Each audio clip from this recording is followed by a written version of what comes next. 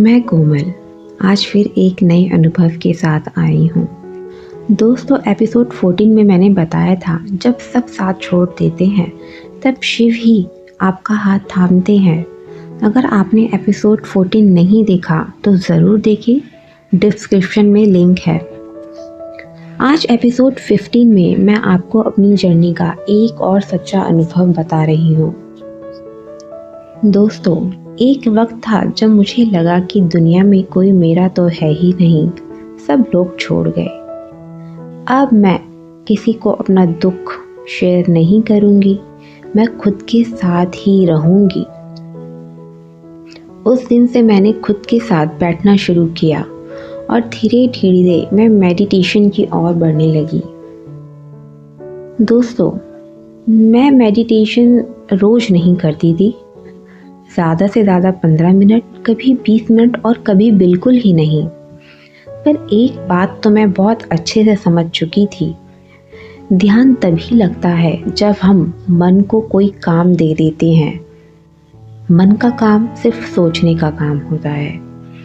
तो इसलिए मैंने अपने मन से यही कहा कि तुम्हारा काम सिर्फ शिव नाम जाप करना है और उनको ही सोचते रहना है। हाँ दोस्तों, इससे मैंने एक बहुत बड़ा सकारात्मक परिवर्तन देखा। जहाँ मैं पहले पूरा दिन फालतू की बातें सोचती रहती थी, आज क्या होगा, कल क्या होगा, आने वाला समय मेरा कैसा रहेगा, मैं अपनी लाइफ में क्या कर पाऊंगी, आज किसी ने मेरे बारे में क्या कहा, उसने उल्टा कहा तो मैं अब उसको नहीं छोड़ूंगी। तो दोस्तों, मतलब ये सारी बातें मेरे दिमाग से हट चुकी थी और मैं सिर्फ नाम जाप करती और अपने बाबा को ही याद करती रहती। और जैसे ही दोस्तों मैंने ये किया, मेरे दिमाग से फालतू की बातें तो चली ही गई थी और अब पॉजिटिविटी आने लगी। यानी दोस्तों, नाम जाप से शक्तिशाली कुछ भी नहीं होता, ये मैं आपको पहले भी बता चुकी हूँ।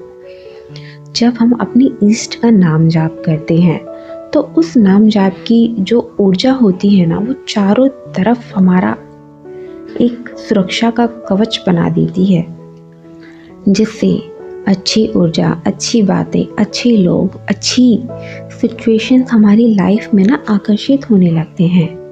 फिर एक दिन मैंने खुद से वादा किया, मैं रोज़ मेडिटेशन करूँगी। और दोस्तों, सिर्फ मैंने 2 दिन मैंने मेडिटेशन किया और काफ़ी अच्छे से शिव नाम जाप के साथ। और मैंने महसूस किया दूसरे ही दिन कि मेरा शरीर काफ़ी तेज़ी से आगे पीछे हिल रहा है, जो कि मेरे कंट्रोल में बिल्कुल भी नहीं है। तो मैं एकदम शांत में बैठी रही और मैं जो मेरा शरीर आगे पीछे हिल रहा था, मैं उसको और महसूस कर रही थी कि ये क्या हो रहा है, मेरा शरीर इतनी तेजी से आगे पीछे हिल रहा है।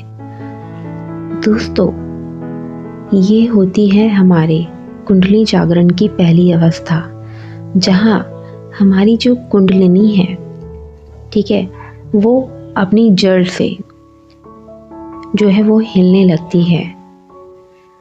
दोस्तों, मैं यहाँ पे आपको एक बात बताना चाहती हूँ।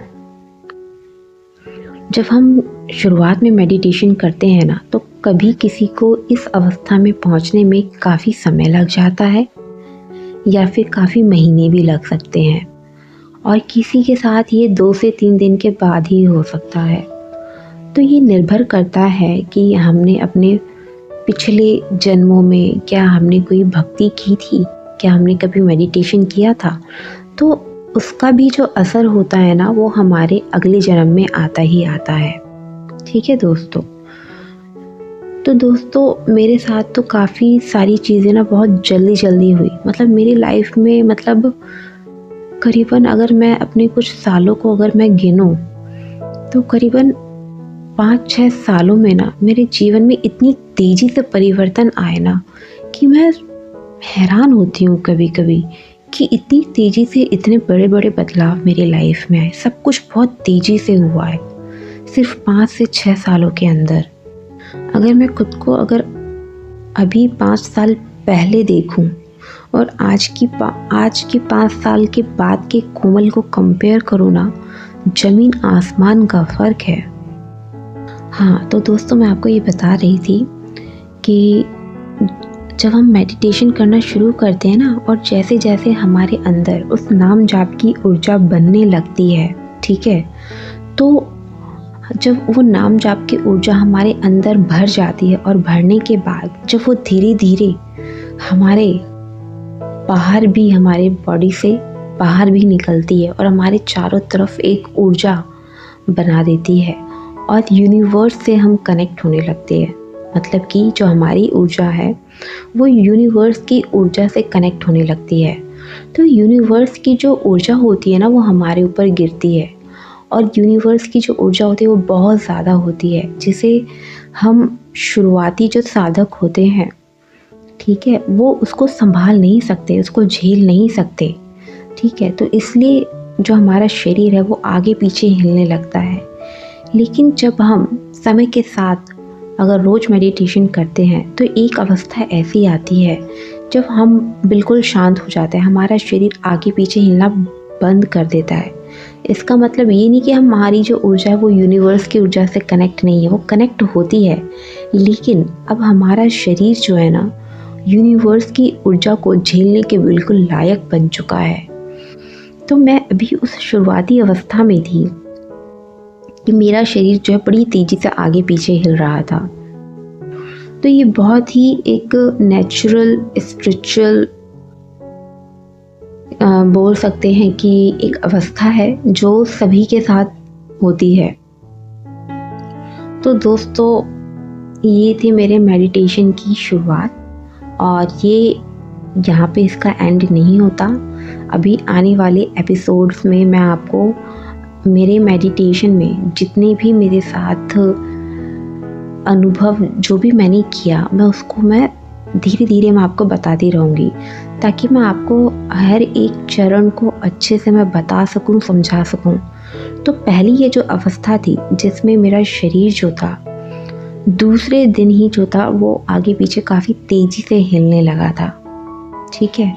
और मैंने आपको ये भी बताया कि ऐसा क्यों हुआ। ऐसा इसलिए हुआ क्योंकि हमारा शरीर अभी उस यूनिवर्स की ऊर्जा को झेलने के लायक नहीं बना होता, इसलिए वो आगे पीछे हिलता है। बात सिर्फ इतनी सी है, सरल है, बिल्कुल सिंपल है। तो दोस्तों आगे आने वाले एपिसोड में मैं आपको और भी मैं अनुभव मैं ज़रूर बताऊंगी। तो प्लीज़ आप कमेंट में ज़रूर बताओ कि आपको मेरा ये जो अनुभव है वो कैसा लगा। तो दोस्तों अगर आप भी मेडिटेशन शुरू करना चाहते हैं तो सिर्फ पहले 10 से 15 मिनट नाम जाप से आप स्टार्ट करिए। शिव अपने आप रास्ता दिखाते हैं। तो आने वाले एपिसोड 16 में मैं आपको बताऊंगी इस एनर्जी एक्सपीरियंस के बाद मेरी जर्नी का अगला कदम क्या था।